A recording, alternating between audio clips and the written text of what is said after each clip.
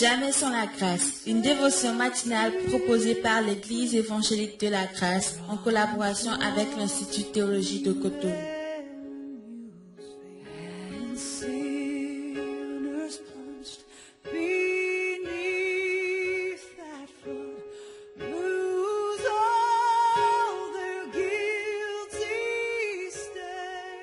Bonjour, chers amis, chers internautes, nouvelle journée, nouvelle provision, bienvenue dans la dévotion de ce matin. Grande est ma joie de vous savoir nombreux à l'écoute. Que Dieu vous bénisse et qu'il continue de parler à nos cœurs, qui se révèlent encore à nous ce matin.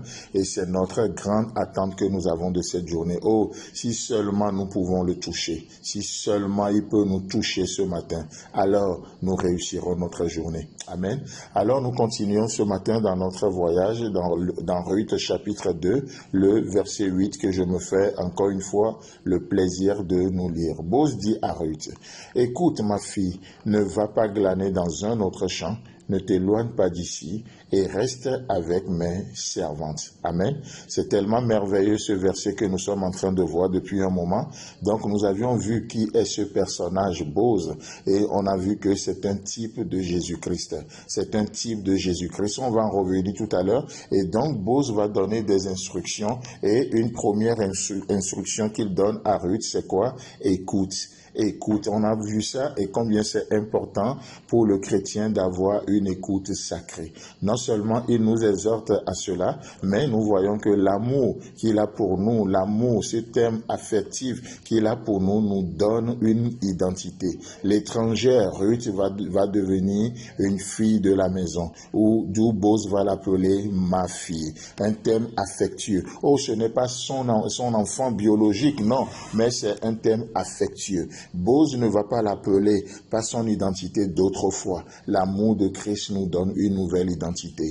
Nous qui étions autrefois gens du dehors, nous sommes devenus les gens de la maison. Nous portons le nom de Dieu et c'est tellement beau. Donc nous disons que Boz, c'est le type de Jésus-Christ.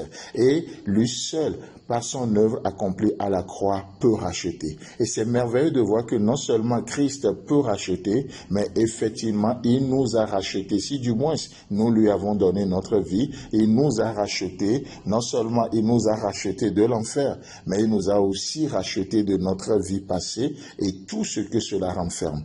Prenez votre vie passée et tout ce que ça renferme. Christ nous a rachetés de cela. Et qu'est-ce qu'il fait ensuite? Il nous destine à sa propre gloire. À sa propre gloire. Tel il est, ainsi nous serons également. Ma prière, mon plus grand désir aujourd'hui, c'est de le ressembler encore un peu plus dans tel domaine, encore un peu plus dans tel domaine, encore un peu plus, encore fait un pas de plus aujourd'hui.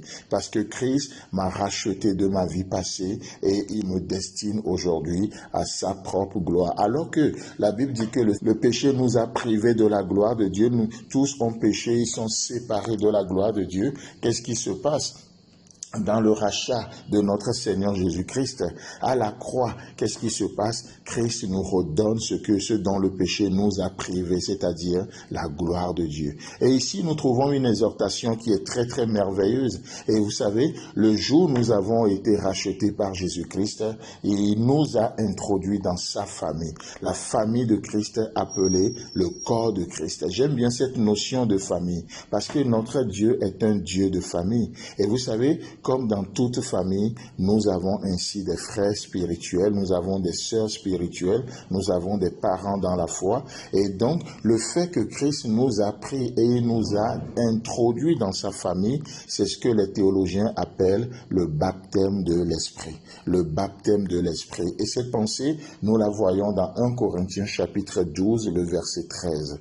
Nous avons tous en effet été baptisés d'un seul esprit pour former un seul corps, soit juif, soit grec, soit esclaves, soit libres, et nous avons tous été abreuvés d'un seul esprit. Alléluia. Il nous a pris et aujourd'hui nous sommes dans une famille qui a des valeurs, une famille qui a un héritage, une famille qui a un style de vie. Et c'est pourquoi aujourd'hui nous avons besoin d'apprendre encore un peu plus, d'aller encore un peu plus. Tout comme Boz le dit, les paroles de Boz sont les paroles de de Dieu pour toi et pour moi encore ce matin. Et qu'est-ce qu'il dit? Ma fille, tu es dans ma famille, tu n'es pas n'importe qui, ne te conforme pas à ce monde, mais laisse-toi être transformé par ces paroles d'amour que tu entends encore aujourd'hui. Vous savez quoi? La parole de Dieu a le pouvoir de nous transformer. C'est pourquoi j'aime bien m'exposer chaque matin, chaque jour que le Seigneur fait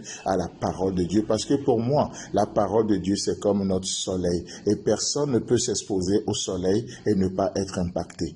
Non, si telle est la parole de Dieu, alors aujourd'hui, je m'expose encore à cette parole pour que ma vie soit impactée, pour que ma vie change encore dans tel ou tel domaine. Chers amis, chers internautes, que le Seigneur vous bénisse. Dieu voulant, on se retrouve demain et on continue avec cette même pensée.